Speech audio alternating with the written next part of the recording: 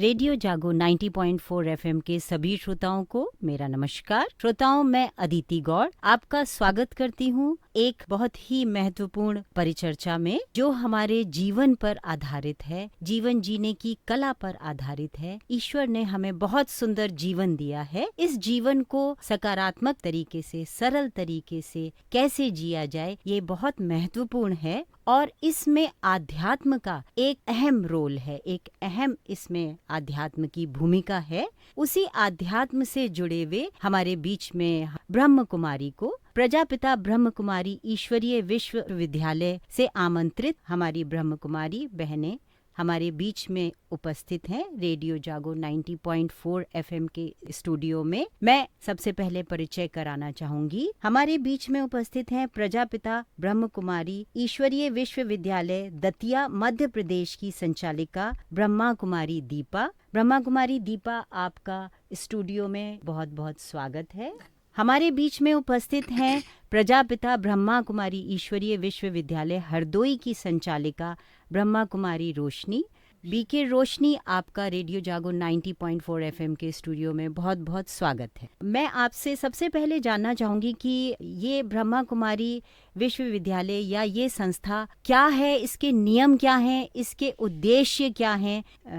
BK रोशनी, सबसे पहले आपसे इस विषय पे बात करना चाहूँगी। ओम शांति। मैं हरदोई सेंटर पर संचालिका के रूप में सेवाएं दे रही हूँ। यहाँ पर खास रूप से जो ईश्वर विश्वविद्यालय में शिक्षाएं दी जाती हैं कि जीवन जीने की एक कला सिखाई जाती है। आज जीवन में मनुष्य के बहुत सारा विकार बुराइयां आती जा रही हैं, तो कैसे मानव के अंदर सद्गुण आए, एक वैल्यूज आए उसके अंदर, और कैसे वो कृतियों से बचे और एक सच्ची चीज़ें जीवन जीने की सीखे। तो वो कला हमें मेडिटेशन से यहाँ सिखाई जाती है, और वो मेडिटेशन राजयोग जिसे हम बोलते हैं, सहज राजयोग। तो एक हमारा परमात्मा से मिलन कराया जाता है, एक शक्ति प्राप्त की जाती है जिससे हम अपनी बुराइयों को जीत लेते हैं और हम जीवन में जो करना चाहें वो कर सकते हैं। ब्रह्मा कुमारी दीपा, आप थोड़ा सा बताइए कि ये जो विश्वविद्यालय है या ये जो संस्था है, ये किसके द्वारा प्रबंधित और संचालित है? ओम शांति।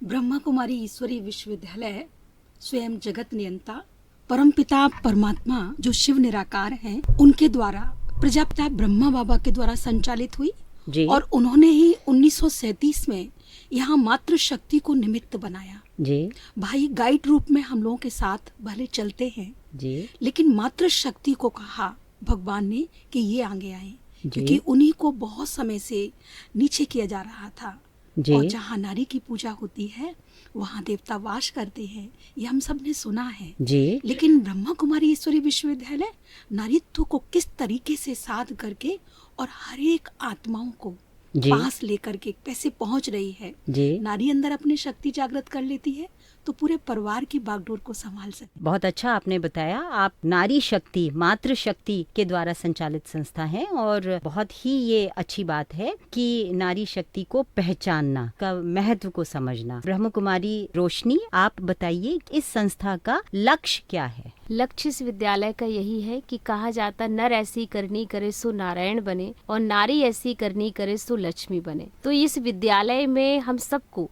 एक पढ़ाई सिखाई जाती है कि कैसे हम अपने जीवन में सद्गुण लाएं, कैसे अपने जीवन को जो है वैल्यूज से भरपूर करें। तो उसके लिए ही ये नर से नारायण, नारी से लक्ष्मी अर्थात देवतुल्य जो है संस्कार सिखाए जाते हैं इस विद्यालय में।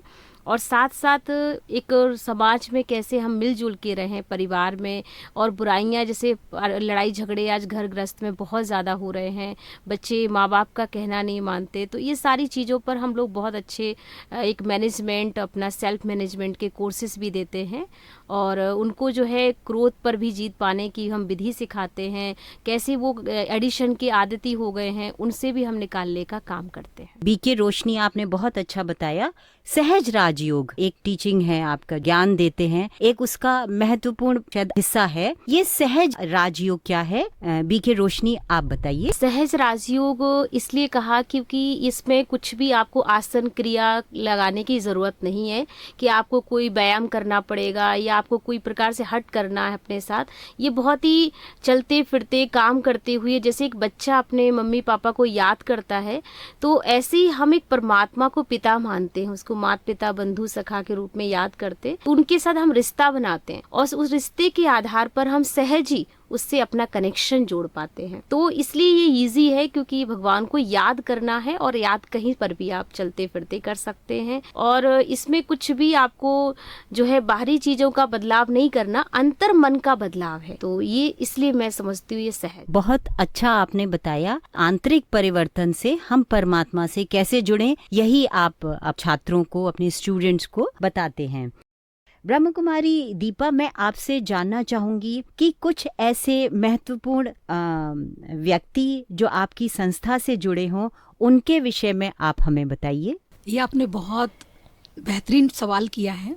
राजयोग का जिन जिन को फायदा हुआ है वो ही संस्था से जुड़ा हुआ है, चाहे वो अभिनेता हो, चाहे वो क्रिकेटर हो। और मैं समझती हूँ वर्तमान समय में हमारी आदरणीय राष्ट्रपति जी जो द्रौपदी मुर्मू जी हैं, वो ब्रह्मा कुमारी ईश्वरीय परिवार से पिछले कुछ वर्षों से जुड़े होने के कारण उनके परिवार में कितनी भी परिस्थिति आई, राजयोग के माध्यम से उनको जो सुखद फायदा मिला, उसी के कारण से आज इतने बड़े पद पर विराजमान हैं। और मैं समझती हूँ आज इस रेडियो जागो में आकर 90.4 FM में मुझे अच्छा लगा, ताकि आपने ब्रह्मा कुमारी ईश्वरी विश्वविद्यालय को हर व्यक्ति से अवगत कराने के लिए बहुत बहुत आभारी हूँ। जी, अंत में मैं बीके रोशनी आपसे रेडियो जागो 90.4 FM के श्रोताओं को कुछ खास संदेश आप आध्यात्म का या राजयोग के लिए, जीवन जीने के सरल तरीके के लिए आप कुछ देना चाहेंगे?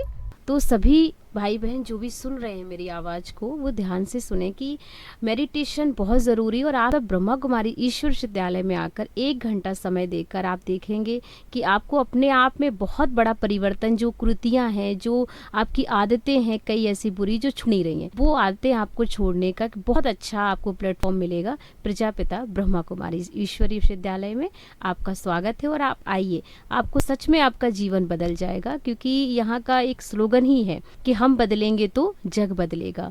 इसलिए हमें अपना परिवर्तन करना है, तो हमारी फैमिली का, हमारे समाज का परिवर्तन स्वतः ही हो जाएगा। ब्रह्म कुमारी दीपा, ब्रह्म कुमारी रोशनी, आप दोनों का बहुत बहुत धन्यवाद है। आप रेडियो जागो 90.4 FM के स्टूडियो में आए और आपने हमारे सभी श्रोताओं को संस्था के बारे में, ब्रह्म कुमारी ईश्वरीय विश्वविद्यालय इतनी महत्वपूर्ण संस्था के बारे में बताया, इनके संदेश के बारे में बताया, जीवन जीने की कला का कैसे जिया जाए उसकी सुंदरता के बारे में आपने बताया।